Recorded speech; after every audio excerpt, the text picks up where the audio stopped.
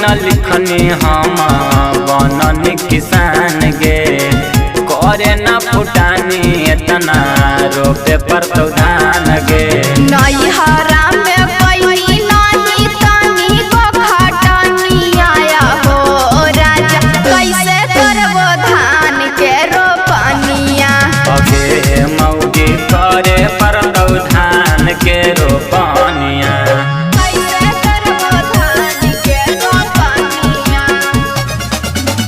करे पर तो धान के रोपनिया।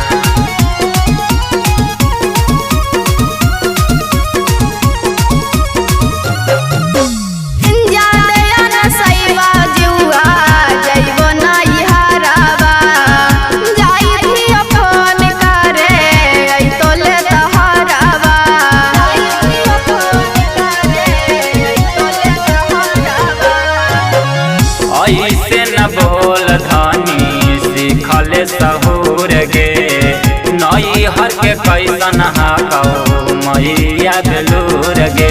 रवि राठौर सैलेश लेला लोटावा में पानी आया हो राजा, करे चलबो धान के रोपनिया।